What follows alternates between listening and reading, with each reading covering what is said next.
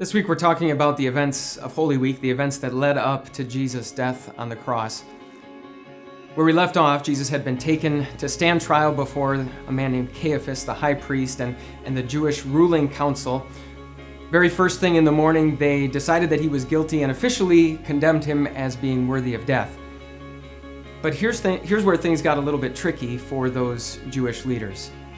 You see, in those days, Judea was part of the Roman Empire. It was under Roman rule, which meant that there were certain punishments that the Jewish people were allowed to carry out against convicted criminals and certain punishments that they were not. And the punishment that they had in mind for Jesus, death by crucifixion, they were not allowed to carry out, which meant that they needed to take Jesus to stand trial before the Roman governor at the time, a man by the name of Pontius Pilate. It also meant that they needed to bring some charges against Jesus that Pontius Pilate would actually care about. And so they charged Jesus with being a revolutionary. They charged him with leading up and stirring up rebellion and insurrection against Rome. Now, when you read through the account of the trial before Pontius Pilate, one thing is clear. Pilate knew that Jesus was innocent. After questioning Jesus, that was the conclusion he came to, and that was what he told the people. And yet the people still cried out for his death. So from that point forward, Pilate tried to do anything that he could to make them happy. He tried to offer them a deal. He said, "Tell you what, I can either release this man named Barabbas, who actually was an insurrectionist and a convicted murderer, or I can release Jesus." The deal backfired. They chose Barabbas. Then Pilate tried to have Jesus flogged. Brutal punishment where a prisoner's bare back would just be torn open by a whip that had little pieces of bone or metal attached to the cords. Pilate had Jesus flogged and then brought him out before the Jewish leaders to see if that would make them happy, but it didn't work. Pilate tried to do anything that he could to make those Jewish leaders happy, to satisfy them because he knew that Jesus was innocent. And yet at the end of the day, even though Pilate knew the right thing to do, he also knew the politically expedient thing to do. From the rest of history, we know that Pontius Pilate's term as governor had already been marked with quite a bit of controversy.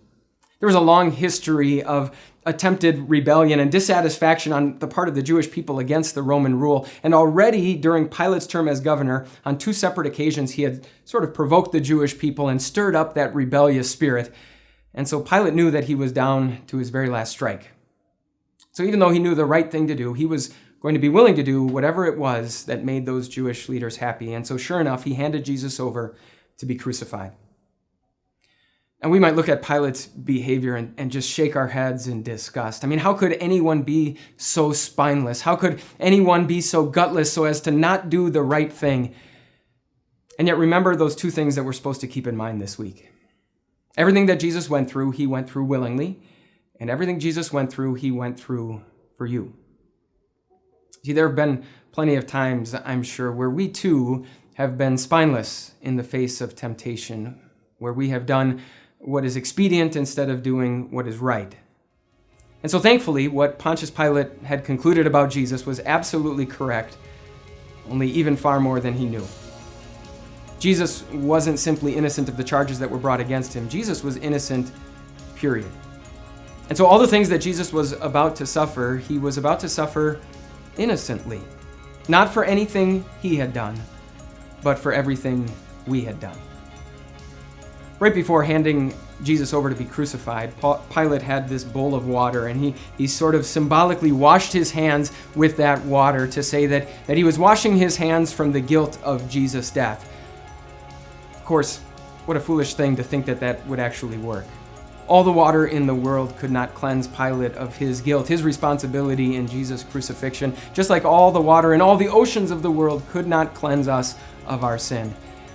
And yet, thankfully, because Pilate was right, because Jesus suffered innocently, the blood of Jesus purifies us from every sin.